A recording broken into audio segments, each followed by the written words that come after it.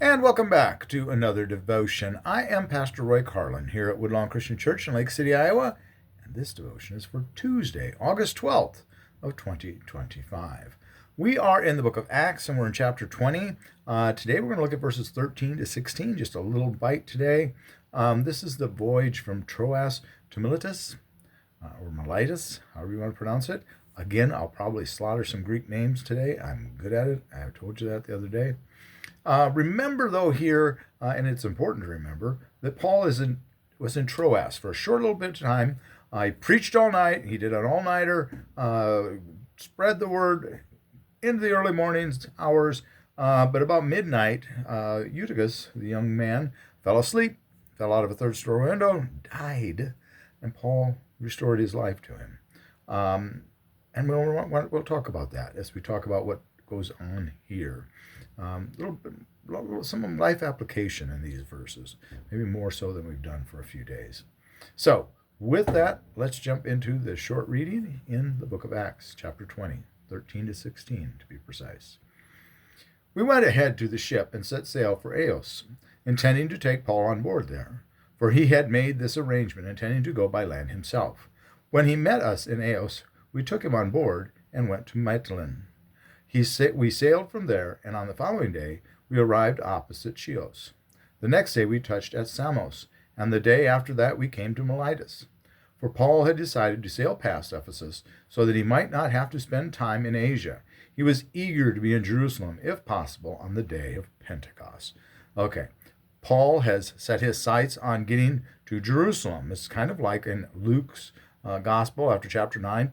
Jesus sets his sights on getting to Jerusalem, and he goes there with purpose, though it takes him 10 chapters to do it in Luke. But here, Paul is focused on getting back to Jerusalem. He's got a date with destiny, if you will.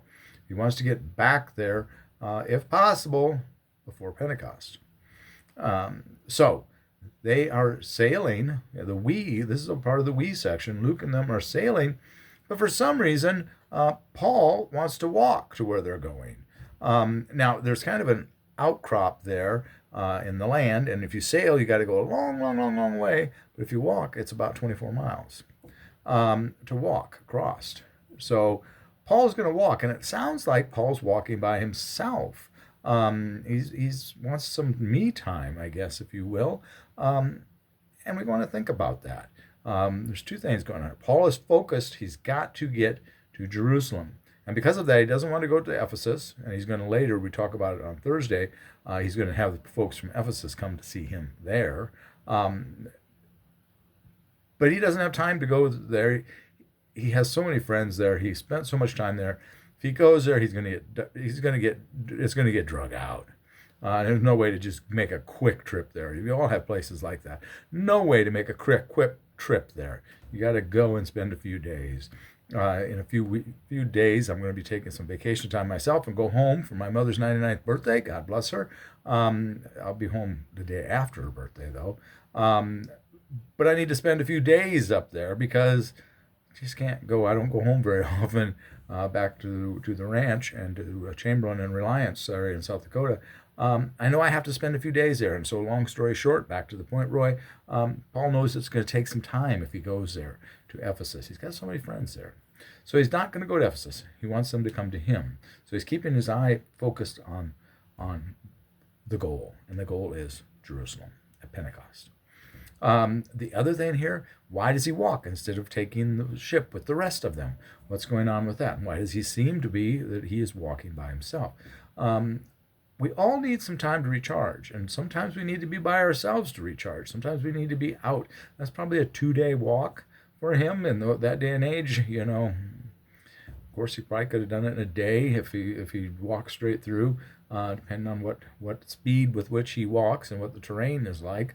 But nonetheless, he wants some time to collect his thoughts. He just brought a boy back to life. Remember that, don't you? And that, I can't help but think that'd be a little bit stressful on your system, to be honest, your whole psyche. That would be a little bit something, so to say, even for Paul.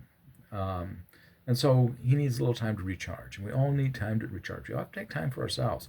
We have to stay focused. We've got a job to do. But within that, we need to find just little snatches of time, if we can, to recharge. Like I'm going back to South Dakota to hopefully recharge. Though sometimes going home to family is more draining than being here, but that's another point. But we all need to get away at times and spend some time in solace and in refilling and repurposing. All right, that's what I've got for you today. I wanted to keep it short and pithy. Have a blessed day. Be a blessing to someone today. If you enjoy these devotions, please do like and subscribe. But bless you. Please come back again. We'd love to see you. All right. Take care. God bless you. God loves you. See you later.